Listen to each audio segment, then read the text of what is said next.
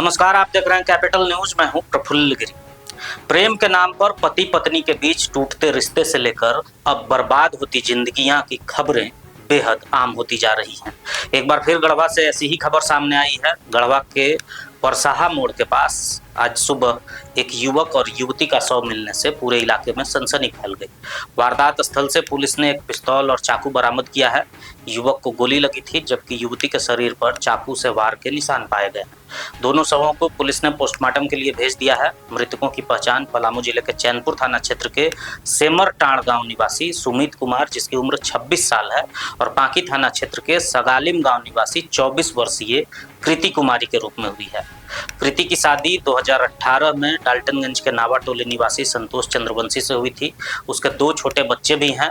परिजनों ने बताया कि वो पिछले 1 माह से मायके में रह रही थी। शुक्रवार की दोपहर वो राशन लेने निकली थी, लेकिन घर वापस नहीं लौटी। उसने अपने पिता को फोन करके जानकारी दी थी कि ससुराल में किसी की तबीयत खराब है, इसलिए रात को नहीं लौटेगी। इसी बीच देर रात सूचना मिलती है कि कृति पर चाकू से हमला हुआ है और उसके साथ मौजूद युवक सुमित ने खुद को गोली मार ली है। प्रथम दृष्टया मामला प्रेम प्रसंग से जुड़ा हुआ प्रतीत हो रहा है। ग्रामीणों ने बताया कि सुमित और कृति के बीच नजदीकियां थी। कृति की एक बहन की शादी सुमित के घर ही हुई है, जिससे उसका वहां आना जाना लगा रहता था। इसी दौरान दोनों के बीच संबंध गहरे हुए होंगे। हालांकि परिजन इस पर चुप्पी साधे हुए हैं। मृतक सुमित के परिजनों के मुताबिक शुक्रवार सुबह वो घर से निकला था और अपने भतीजे को फोन करके बाइक मंगवाई थी। भतीजा उसे और कृति को लेकर गढ़वा की ओर निकला, लेकिन बीच रास्ते से सुमित ने भतीजे को वापस भेज दिया। इसके बाद देर रात उसकी मौत की खबर आई। गढ़वा एसडीपीओ नीरज कुमार ने बताया कि युवक को गोली लगी थी, जबकि युवती के शरीर पर चाकू से वार के निशान मिले हैं।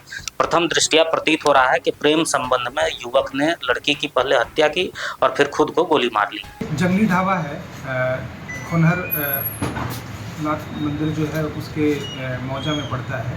उस जगह पर जो है रात में एक महिला और एक पुरुष दोनों का डेड बॉडी मिला है। पुरुष को गोली मारा गया था और महिला को चाकू से हत्या की गई है और इस संदर्भ में FIR दर्ज करके अनुसंधान किया जा रहा है। प्रथम दृष्टया ऐसा प्रतीत होता है कि प्रेम संबंध में एक मतलब लड़का के द्वारा जो है लड़की की हत्या कर दी गई है और फिर जो है अपने आप को गोली मार लिया है। इस घटना ने न सिर्फ 2 जिंदगियां खत्म कर दी हैं, बल्कि 2 परिवारों को गहरे सदमे में डाल दिया है। कृति के 2 मासूम बच्चे अब मां के बिना रह जाएंगे। वहीं सुमित का परिवार भी इस त्रासदी से उबरने की कोशिश कर रहा है। इलाके में लोग इस घटना को प्रेम में बर्बाद हुए रिश्तों और खत्म होती जिंदगियों का दुखद उदाहरण मान रहे हैं।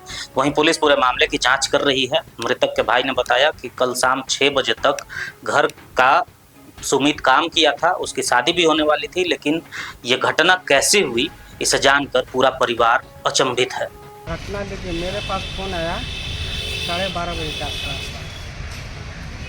गांव का लड़का अपना मोबाइल लेकर आया, कोई उसको रांची से फ़ोन किया, मेरा भाई का दोस्त, और मोबाइल लेकर मेरे यहाँ हम बात किए तो बोला ना कि बात ऐसा है। हमसे पहले पूछा वो भाई घर है कि नहीं, हमने मेरा भाई घर नहीं है।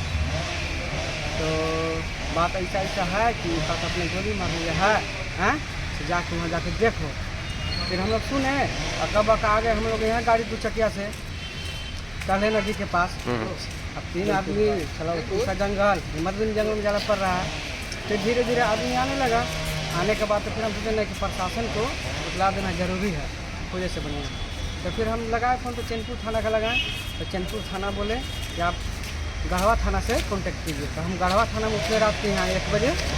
आने के बाद फिर चैनपुर थाना से फ़ोन आया कि हम लोकेशन पता हो गया है, लोकेशन से हम आ रहे हैं, आप गढ़वा थाना को लेके आइए। तो मिल के खोजते हैं। फिर वे सब मिल के खोजे लगे झाड़ी में छटापटा वे लोकेशन के द्वारा मिला हम लोग को। ताकि मेरा भाई शाम 6 बजे तक घर में काम किया है, उसका शादी होने वाला था, ऊपर घर बन रहा था, उसी को बन रहा था घर। शाम 6 बजे तक काम किया। क्या लगता है किसी की साजिश है? अब किसी को हम कह नहीं सकते हैं, न देखे हैं।